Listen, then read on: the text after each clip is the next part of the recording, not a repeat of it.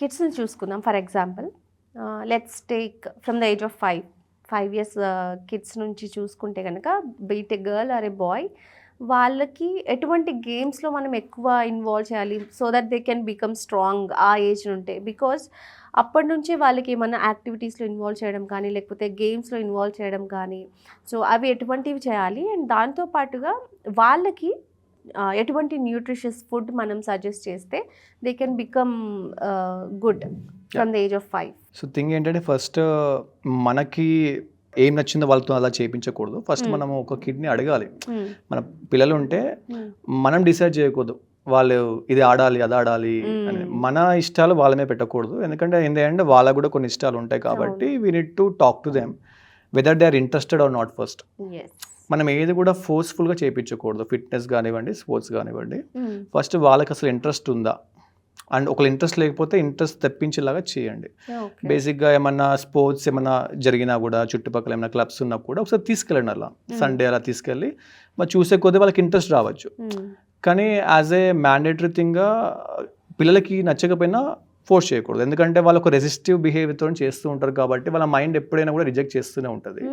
So definitely ఆ age నుంచి moment ఉండడం చాలా మంచిదే ఇప్పుడున్న జనరేషన్ వాళ్ళకి, especially because they were too much on mobiles. వాళ్ళ మొబైల్స్ వాళ్ళ లైఫ్లో చాలా వరకు టైం తినేస్తూ ఉంది. సో ఇలాంటి టైంలో మనం కంపల్సరీ వాళ్ళకి మూమెంట్ని ఇంట్రొడ్యూస్ చేయాలి. But first talk to them. వాళ్ళకి ఏమైనా గేమ్స్ ఇంట్రెస్ట్ ఉందా, వాళ్ళకి ఏమైనా స్విమ్మింగ్ ఇంట్రెస్ట్ ఉందా, ఇలాంటివి మనం మాట్లాడి వాళ్ళని స్పెసిఫిక్ స్పోర్ట్స్ క్లబ్లో జాయిన్ చేయొచ్చు.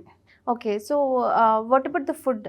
లైక్ వాళ్ళకి ఆ ఏజ్ పిల్లలకి ఏ ఫుడ్ మంచి న్యూట్రిషియస్ అంటారు? So basically we need to avoid food which are high in inflammation. Like కొన్ని ఫుడ్స్ ఎలాంటి అంటే మీకు అడల్టరేటెడ్ మిల్క్ అనేది చాలా inflammatory in nature, seed oils inflammatory in nature, and processed foods ఇవన్నీ కూడా ఏంటంటే ఇన్ఫ్లమేషన్ ట్రిగ్గర్ అవుతూ ఉంటుంది బాడీలో.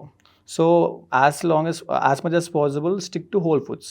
ఇంట్లో వండింది కానివ్వండి, అండ్ ఆర్గానిక్ పండిన వెజిటేబుల్స్ తీసుకోవడం కానీ. ఎందుకంటే we have lot of places where people are selling organic food and sticking to the whole foods.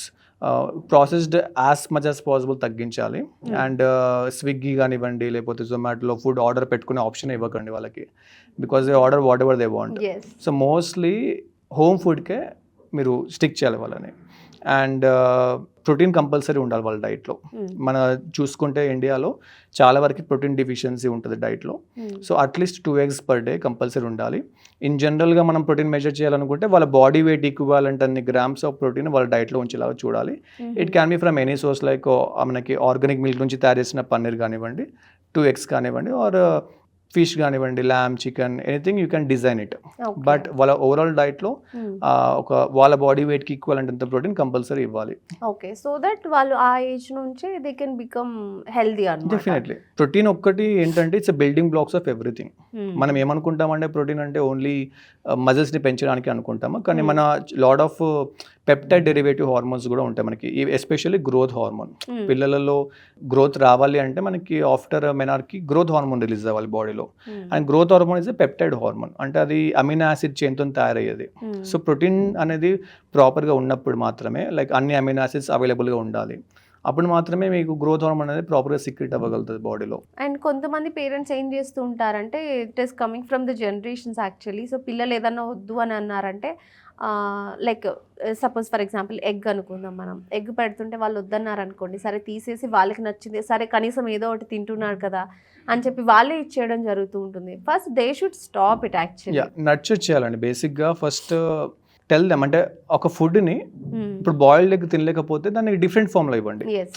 Maybe try having some omelette or half boiled some, అదే ఫుడ్ని ఇంకా ఏ డిఫరెంట్ ఫామ్ అయినా convert చేసి ఇవ్వండి. కొంచెం ఏమన్నా కైండ్ ఆఫ్ థింగ్స్ని యాడ్ చేయొచ్చు మీరు సైడ్కి. ఒక రా ఎగ్ తినలేకపోతున్నాను, బాయిల్డ్ ఎగ్ తినలేకపోతున్నాను అనుకున్నప్పుడు you can mix it with any other stuff. But kind of food మాత్రం కంపల్సరీ వాళ్ళ డైట్లో ఉండాలి.